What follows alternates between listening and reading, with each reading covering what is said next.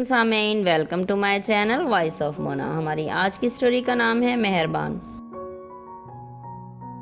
شہناز کافی عرصے سے اپنے سٹیچنگ کے کام سے منسلک تھی۔ اس کی اپنی بوتیک شاپ تھی۔ وہ بہت اچھے علاقے میں رہتی تھی۔ وہ بہت محنتی تھی، سب اس کا کام پسند کرتے۔ کافی کسٹمر تھے جو پرانے تھے۔ وہ دن رات اپنے کام پر توجہ دیتی۔ اس کے کام میں نفاست بھی بہت تھی۔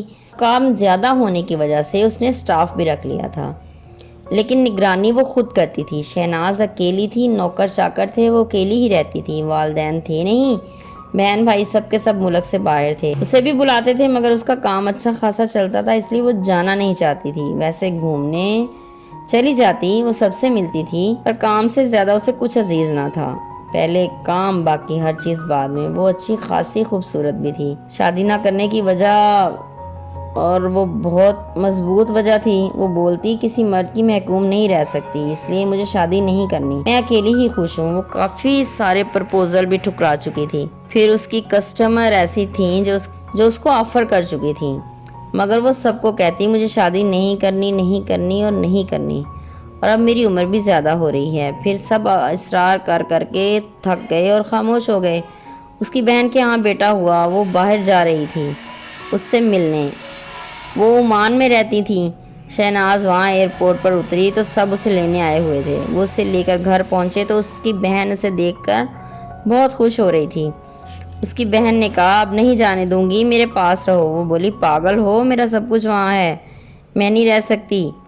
شہناز کی بہن کا نام اریبہ تھا۔ اریبہ کا ایک جیٹ تھا جس نے شادی نہیں کی تھی، وہ لندن میں رہتا تھا اور آج کل ان کے پاس آیا ہوا تھا۔ شہناز کو دیکھا تو بولا اریبہ مجھے آپ کی بہن اچھی لگی ہے، مجھے شادی کرنی ہے ان سے۔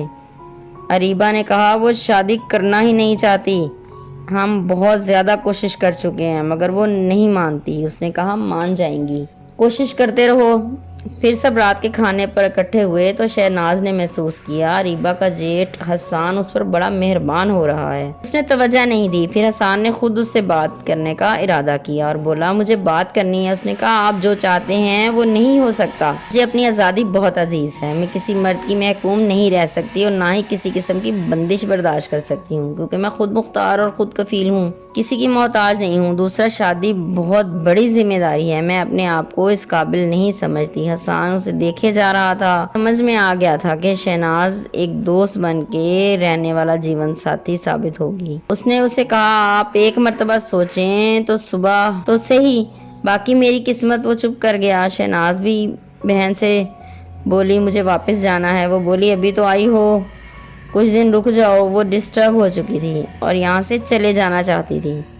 پھر حسان کو پتہ چلا تو اس نے شہناز سے کہا میں کبھی بھی آپ پر حکم نہیں چلاؤں گا، ہم اچھے دوست بن کے رہیں گے، آپ کو کبھی پریشان نہیں ہونے دوں گا، آپ اپنی زندگی اپنی مرضی سے گزارنا، میں کبھی مداخلت نہیں کروں گا۔ شہناز نے کہا مجھے سوچنے کے لیے وقت چاہیے۔ وہ بولا جتنا وقت مرضی لے لو مگر اچھا فیصلہ کرنا، سارے لوگ ایک جیسے نہیں ہوتے، وقت کی بات ہے، ہماری ملاقات ہوتی ہے کسی سے بھی تو وہ بے مقصد نہیں ہوتی۔ پھر رات کی فلائٹ سے وہ پاکستان واپس آ گئی۔ کافی دن سوچتی رہی، پھر اس نے ہاں کر دی۔ حسان سے بات ہوئی تو اس نے بولا بالکل، ہم دوست بن کے رہیں گے۔